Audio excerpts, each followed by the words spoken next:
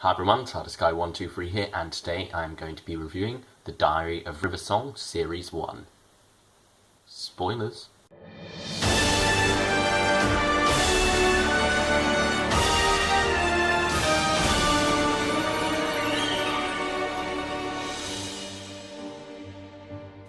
So then, The Diary of Riversong Series 1 was originally going to be released of January this year, but instead it got brought forward a bit, so we got it Boxing Day of last year, I believe it was, in the end. So that was an extra little post-Christmas treat, I guess, from Big Finish. And I originally planned not to pick this up, I will be honest with you. Riversong on TV never... Well, she did interest me at first, sort of like during Series 8. And as time went on, we found out what the mystery was behind her being Amy Norrie's child and whatnot. And, she just became less and less of an appealing character to me. Just became a collection of quirks and everything, a bit like the 11th Doctor himself became. And, she just sort of became overly flirtatious and just not as interesting as she once was. So, yeah, this one didn't really interest me at the time it was announced. But, after Christmas, found I had a bit of spare money lying around and thought, why not? So I picked it up, and I definitely have not regretted that decision. Now let's take a look at how it's presented, and starting at the front here, you have this rather nice cover with Riversong there, the Doctor there, the 8th Doctor, and then you have Bertie Potts, played by Alexander Vlahos, and Mr. Song, played by Samuel West.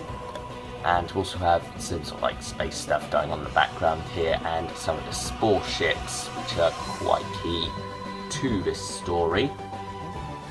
On the side here, you have your standard stuff really. You've got a cropped image of the cover right there with just River and the Doctor. You have the Diary of Riversong Series 1. Then you have the 4 stories featured in the box set, Boundless, I Went to a Marvellous Party, Signs and Rules of the Universe. Got a 1 there to indicate Series 1, and the Big Finish We Love Stories logo. In the back there you have short little précis of the 4 previous mentioned stories, and then written there plus a bonus behind the scenes interview disc. On the other side here you have your spines for each of the stories there. That's probably a better view of them. And on the top you just have the Diary of Riversong Series 1 written there, and if you really care about what's on the bottom, there that is. Now it's time to discuss my thoughts on the box set, starting with the first story, The Boundless Sea. And there you are, Mr. Colt. How many did I have left in the chamber? Boundless Sea is written by J.T. Colgan, who I don't believe has written for Big Finish before, or for any Doctor Who of any format. Don't quote me on that though, she may have written sort of like some short stories to be in a full-length book. She is writing a full-length book definitely for the 10th Doctor and Donna called In the Blood, and is also writing a second story from the 10th Doctor Adventures, The Time Reaver, but that's all in the future at the moment, and so far this is all she has written. But looking at the front here now, you have River and Bertie Potts right there, and you also have a hand reaching for them, and they are on the inside of an ancient tomb. Now let's flip it onto the side. You can see the spine you saw earlier. Flipping it onto the back now, we have a longer blurb than the one that was featured on the back of the box set itself there. And you also have directed by Kent Bentley and some other features that may or may not interest you. Oop, actually forgot to open it up for a second there. There is your 1 disc. Taking that out now, you can see an advertisement for the previously mentioned 10th Doctor Adventures. Not long to go until that is released now. Taking out the booklet very carefully, showing you front again, back there with the same image as the front, but with blue tint to it. and they have a picture of Alex Kingston in the middle there, and writer's notes from Jenny T. Colgan. So the episode is set in the 1920s and sees River Song in a sort of self-imposed exile. I assume this is sometime after she killed the Doctor during Series 6, or appeared to kill the Doctor. I don't know, it's rather confusing there, but yeah, she's basically gone into self-imposed exile pretty much, and gets brought out of that by a mysterious disappearance in an archaeological dig, and so that leads to this whole adventure here where she enters the tomb and finds this strange creature lurking inside. The episode is the most standalone of the box set, and it's that way because it's very much designed to introduce River Song into the world of Big Finish and all that, and sort of like get people reacquainted with her character, I guess, and also to sort of like see how she operates as the lead of a story rather than as a supporting cast member with the Doctor as a lead. So I think that was quite a nice way to introduce us to this sort of like a soft introduction with a story that isn't entirely standalone, but is the most standalone of the box set and has its own little plot going on, but there are other things going on in the background which later get explored in the next few stories. But yeah, it's hard to talk about a lot of this box set really, because it's got quite a few twists and turns in it involving quite a few characters. But I can say that manipulation is a very strong theme right from the start, and you do get to see that here. And you know, I think that was a nice idea really, because River Song herself has been manipulated quite a bit by the silence and everything, and it's very much portrayed here that she doesn't like being manipulated whatsoever. She very much sympathises on the side of those who have been manipulated, and I think that was quite a smart way to go with this box set, to very much play with that idea very strongly and in different ways throughout the 4 stories as well. That was quite interesting also. But yeah, in this story, it's hard to really say, but there are these creatures in the tomb, and it's sort of like an infection that is spreading, and River's basically got to contain it before it gets out, and that's not as easy as it might sound, and she's got to find a way to stop these creatures as their disease spreads across the archaeological dig crew, and that is quite an interesting idea for a story, although it does tend to go on a bit, I'd say. Sort of like once you introduce that idea, there isn't really much places you can go with that other than just basically having a basic run around through a desert, and I think the desert sort of environment doesn't help it that much, because whereas when you have sort of like the running through corridors, you've got all these different places you can get cornered and everything, and that can provide quite a lot of tension. But when you're out in this vast open space, all those options are gone really, and you basically just run anywhere, and yeah, that doesn't really work too well, I'd say. So that does very much detract from the latter half of the story. Bertie Potts right there, who's played by Alexander Vlahos, is a very entertaining character, I will say, and he works quite well alongside River Song. They have great chemistry going between them. And speaking of River Song, actually, I will talk about this because she's written in a way in this story and the other stories in the box set which makes her still appealing to those who liked her on TV. She's written differently enough so that those who liked her on TV will still recognise the same character really, but at the same time it's written for those who may not have liked her or may have started liking her and then gone off her a bit. It's written in a way that they can sort of like get back on board with the character, and that's very much how I felt listening to this story.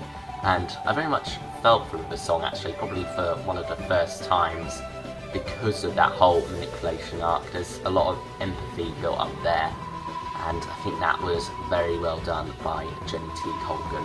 Ultimately, this story is my least favourite of the set, but that's not a sign that this is a bad story, that's just a sign of how good things are to come. And I will give it a 7 out of 10 overall, because there is a lot to enjoy here, although it does have some flaws, especially when you go into the second half of this one. So, now that I've done that, let's move on to review the second story with the interestingly titled I Went to a Marvellous Party. I said. In the engines! Are those escape shuttles? For the lucky ones, party's over, I'm afraid. First time I listened to this one, it was New Year's Eve, going into New Year's Day. So, you know, most people would spend their nights going out to a party or whatever, but I'm antisocial, so instead I listened to River Song going to a party, as you do. So then, taking a look at the cover here, you have River Song there, all dressed up for the party. You have a waitress robot there. Got all balloons and party poppers and everything you'd expect going off in the background there. And this is written by Justin Richards. I'm not sure if I mentioned this before, but there is sort of like that bit there where you would usually have all your Adventures of Doctor whatever. Instead you have the box set and then the story title. Spine once again if you want to have a look at that. Back once again if you want to have a look at that. Same as before, just with the I Went to a Marvelous Party layout instead of the boundless sea stuff. There is your disc right there. Taking that out now, you can see behind that we have advertisement for the Churchill Years, another new series box set, which is out now. It says coming soon, but that was because this was released 5 months ago now, pretty much. Doesn't time fly? There is the front cover once again. There is the back once again with the blue tint. There's a cast picture there, and some writer's notes there. When the box set was first announced, this was the story that definitely intrigued me the least from the set, to be honest. I mean, just the title and sort of like the idea behind it does seem a little bit naff, really. But Justin Richards managed to blow me away with that and actually wrote a very, very good story that continues on the overgoing arc of this series a lot more than I expected it to, and it is very much one continuous series rather than 4 different episodes slightly linked. It is very much got an overarching theme going on, and this is where that whole idea really gets going and actually introduces a lot more elements than I thought, and does get things going really quickly, really soon, but still leaves quite a lot of surprises up its sleeve for the later stories of the box set. And so there is a murder mystery plot going on here, and quite an interesting murder mystery plot as well. Whether the resolution behind that was quite interesting. Ultimately, that is a side plot, and while it is there, it's sort of like the main plot of the episode itself. This episode really serves to introduce loads of other things and goes in quite a different direction from what I was expecting, and that is why it nicely surprised me, really, because it did go above and beyond my expectations, really. River Song was once again great in this. Alex Kingston did a great job portraying that character, and you know, she very much does fit in this party scene, but at the same time she's very suspicious of what's going on, and even gets to play sort of like a detective role in the murder mystery, being that she's the only one they can count out because she'd only just come aboard and everything. So that was quite an interesting setup, and you know, listed on the cover here you see we've got Alex Kingston and Alexander Vlahos, and that means Bertie Potts is back in this one, and we get some revelations about his character. We learn more about him, and he is quite interesting and a very entertaining character as well, very funny, sort of like the comic relief of the set, but also has some interesting stuff going on with his character as well. He's not just there for the comic relief, which is nice how they managed to weave that in. And of course Alexander Vlahos, who also plays Dorian Gray for Big Finish, and if you ever watched Merlin, he did play Mordred during the last series of that. But yeah, he's of course a wonderful actor and did a great job with Bertie Potts. So overall, this is a neat little story which ends on a whopper of a cliffhanger and has some interesting stuff going on as well. Reveals a lot of the overarching plot, still leaves some surprises for later stories though, and has some interesting characters as well, which I can't talk too much about because of the nature of this murder mystery plot and the overarching plot as well, because it is very much a good idea to go in this into this series as a whole, knowing very little and coming out nicely surprised by all the twists and turns that it throws at you. But overall, I went to a marvellous party, gets an 8 out of 10 from me. And now, I mentioned that cliffhanger before, and that of course leads us directly into the third story of the set, Signs. Oh, good, good! What are you doing? Blowing you up! What? Phone on the ground! You with a bow tie! Pipe down, sweetie! I'll get to you in a moment. Now, I said the cliffhanger of went to a marvellous party led neatly into this story, and that was a bit of a lie really, because this one does throw you straight in the deep end, doesn't pick up after that cliffhanger whatsoever. Well, kind of does, and you know, you get a bit of resolution to that a bit later in the story, but instead this one throws you right in the deep end for a very intriguing story by James Goss. I've kind of come to expect that from him by now. It's a two-hander with just Alex Kingston and Samuel West, really. There is a little bit of flashback to I Went to a Marvellous Party, so Alexander Vlahos is kind of in this story, but other than that, it is just these two telling a very intriguing tale. But before I go any further, here is your cover right here with those two characters, River Song and, as he is listed, Mr. Song. You have a ship in the background there. You have sort of like the same whirling effect they have on the cover, sort of these ripples going outwards. There is the spine. There's the back. Yeah, now there's your disc. You know the routine by now. Behind the disc we have Unit Extinction advertised. And taking out the booklet now, we have the front here, the back, oh goodness I'm dropping it, the back there, and finally if I open it up you can see the image of the two cast members right there, and writer's notes also. So then, Signs is a very clever story by James Goss. Some people have compared it to Heaven Sent from series 9, but I personally think it's a bit more clever than that and a bit more enjoyable at the same time, although I can still see where that comparison would come from. But this is pretty much just a two-hander as opposed to a one-hander before. And I think that very much works because there is definitely a lot of chemistry between these two actors and it works very well. It's very intriguing, it throws you all about the place, you don't know quite what's going on, but you know, it's like the interplay between these two characters. They have two wonderful voices that do very much play off each other very well. From a short sequence of Mr. Song talking about making tea to this long monologue from River Song, it all comes together very nicely and just creates a wonderful little story really. And you know, at the end of it, I was left questioning a bit on first listen, but after I let it digest a bit, I realised it was the right way to end this story, and it very much set River Song apart from the Doctor really, because before this it did somewhat feel like a female Doctor type thing going on that they were trying, but this story very much set her apart, has her own individual character, especially the ending here. And also before, I was sort of thinking, could these two stories easily fit into a River Song box set? Yes, not River Song, sorry, Bernie Summerfield, another archaeologist.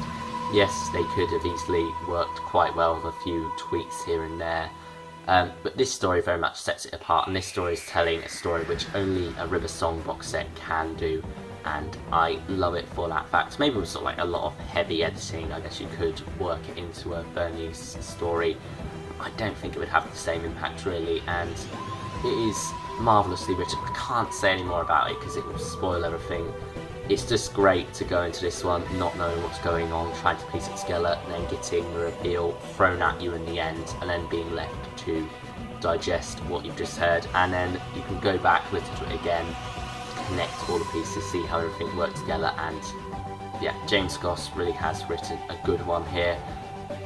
Might be a bit too long though. There are sort of like some sequences which you could probably have cut out really, while I did enjoy the interplay between these two a lot, and there are some wonderful moments between the two, some heartfelt moments, I do feel that it could have been trimmed down a little bit, because, ultimately, you do want to rush that conclusion, not as soon as possible, but you do want to reach that point at a time where you're at the right point, because if you leave it too long, the audience does start to not care too much if you're just sort of like leaving little teasers here and there but never actually revealing cough, lost, cough.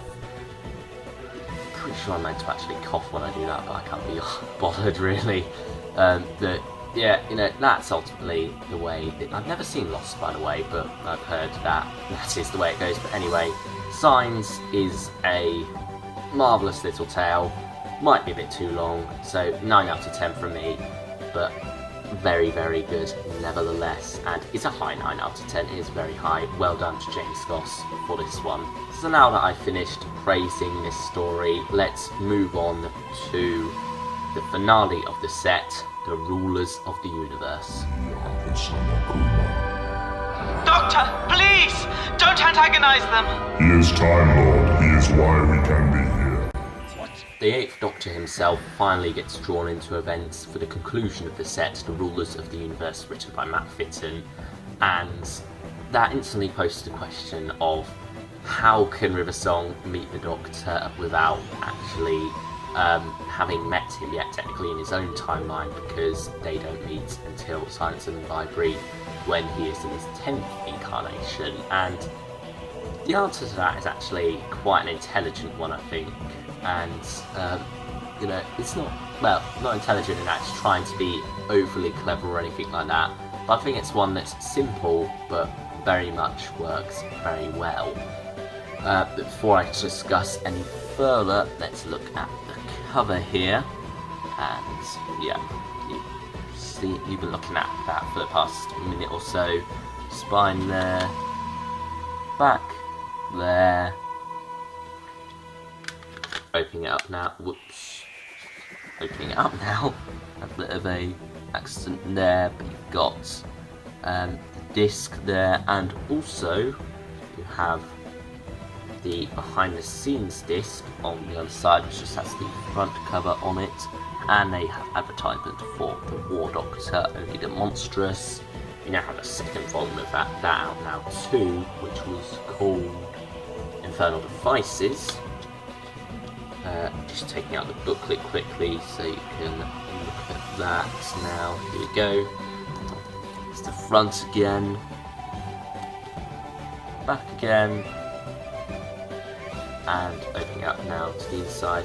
No cast image this time, instead you have production credits there and writer's notes. In my experience, often when it comes to the finales of Big Finish box sets, for some reason I get let down. I'm not sure why, but I'm not fond of that many endings, or at least I don't feel they live up to the rest of the story. This one, however, I can't say the same about. This one is a very good conclusion, really. It draws everything neatly together very nicely. It's like picks up on threads that were introduced in both The Rulers of the Universe and this is The Rulers of the Universe.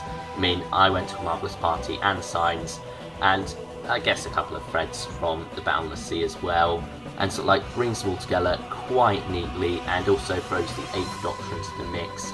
And River Song isn't the only new series element in this. As you can probably tell by the Eighth Doctor's costume, this one does involve the Time War. This is just at the beginning of that for him, where he's very much trying to stay out of it as much as possible.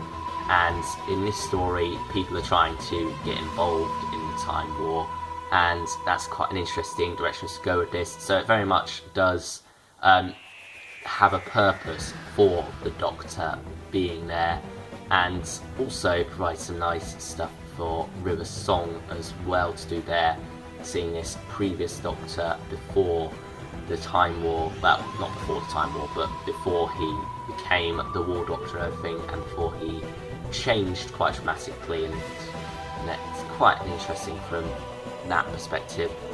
But throwing the Eighth Doctor in there does come with its flaws at the same time, because it does take attention away from River Song which is unfortunate.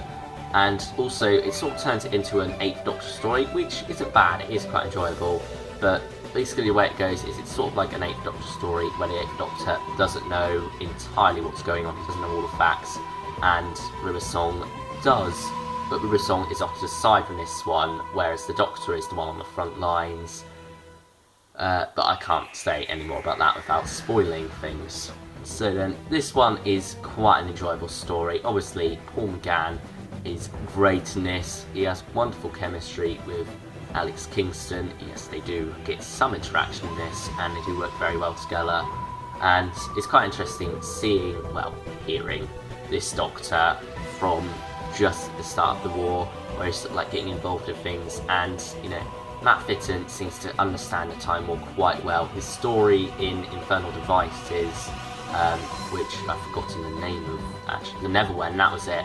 That very much pushed things to their limit and tried to explore the Time War even more, and sort of like the weapons that we use. And you know, I knew that he was going to do that because I've listened to this one first, and sort of like knew that he definitely understands the concept of the Time War very well, and it's very interesting in that respect. And also, he prefers, well, so far at least, as far as I can see, he prefers not to go on the front lines at the time or anything like that. He prefers to step off to the side and sort of like talk about things that are going on the front lines and everything, and I think that is quite an interesting perspective to go as well. And I think that's the way to go really with the Time War, because front lines where you've got all this temporal stuff going on, it's ultimately not going to live up to what we'd expect. So like hearing more stories about it, but still being involved in the Time War at the same time, I think is the way to go when it comes to Time War stories. I'm getting slightly off track now. Looking forward to the 8th Doctor Time War box set though, and you know, hearing him here definitely makes me look forward to where they're going to go with that. But back to River Song now, you know, it's very hard to talk about the story actually now I come to think of it, because it is sort of like bringing together everything that was brought up in previous stories. So talk about them, while wouldn't spoil this story, it would very much spoil previous stories from this box set, unfortunately. So I guess you're just going to have to take my word for it in the fact that this is a good conclusion to the set, brings things nicely full circle, and you know, it sort of has some references to characters in previous stories as well, and ultimately ties things up quite neatly. And surprised me, this one did. It did surprise me. Matt Fitton is quickly becoming one of my favourite Big Finish writers, and it's an 8 out of 10 from me. That is my review of Rules of the Universe. A bit disappointing, I know that I couldn't really talk about too much. But honestly, I'm struggling to think of something that I can discuss that wouldn't spoil something from either this story or the previous story. I can say that it does involve the SporeShips, which I mentioned way back at the start of this review when we were looking at the cover. And, you know, the SporeShips is something that is introduced in the latter half of this box set, so Signs and this story. And they are quite an interesting threat that the Doctor and River have to deal with here. But, other than that, there isn't really much more I can say. Oh, there is one thing actually, and that's that this does sort of like continue that thing that I was mentioning with Signs, in that it's a story that you can only really do with River Song because of the whole idea that you can't meet the Doctor and everything. So I think that is another interesting thing for this box set, and it's a reason why this box set works in the context of River Song, and it's not something you can sort of like place with Bernie Summerfield or anything like that. Now, did I give this one its rating already? I don't know, 8 out of 10 is what I'm giving it. Well done, Matt Fitton. Sorry for a bit of a messy review here, but I've given my explanations. It's hard to review something this late in the box set where it would risk spoiling a twist from earlier. Now let's go on to my overall thoughts on this, I guess. My overall thoughts on this box set is it is one of the strongest I have listened to in quite a while actually. It's nice how everything links together very neatly really. There's nothing that's left hanging over for Series 2 or anything like that, so you don't have to worry about that stuff. And speaking of Series 2, I'm quite looking forward to where they go with that one. admittedly I am a bit worried about the inclusion of both the 6th and 7th Doctors, because it does sort of feel a bit like box ticking in some ways, in that you sort of had the 8th Doctor here, fair enough, to kickstart things, but now working your way back through classic Doctors does almost feel like you're trying to tick the box that River can work with each Doctor. But, you know, for now I will reserve judgment until I actually hear where they go with that, and having them both at the same time in the same story and not necessarily working towards the same agenda does sound quite intriguing. And obviously Sylvester McCoy and Colin Baker are brilliant actors and brilliant Doctors as well. Back to this story now, I will say that it is an 8 out of 10 overall from me, but a very high 8 at that, because it is just a wonderful box set, really, much better than this one here. Sorry, Doom Collision 2, but you're just not as good. You don't compare to the Diary of River Song Series 1. Didn't think I'd be saying that when this one was first announced, but yeah, this one really did blow me away. It is a very good box set, and I definitely would recommend, well, maybe not picking it up, because it has gone up to 35 quid now, but you know, if you find it for 20 quid, then I would say definitely pick this up. At a 35 quid, would I say it's worth it? Yeah, I'd probably say it's worth it if you're a fan of River Song, but if you're not a fan of River Song, then I would say still pick it up, but try and find it at a cheaper price really if you can, or wait for it to go on offer or whatever. But yeah, that's all I've got to say really about this brilliant box set. It is a great, very well written box set with a very nice overarching story that all ties together very nicely. And yeah, that's all I've really got to say now. So, thank you all for watching everyone. Next review will be of Battlefield. And until then, I will see you all next time. Bye everyone. River, come on, we can still go back to the ship. And let everyone here die? Or perhaps we can't save them. Some events in the universe are fixed points. Fixed points? Not with me around. Now I'm up close and personal, how does it compare? Too much?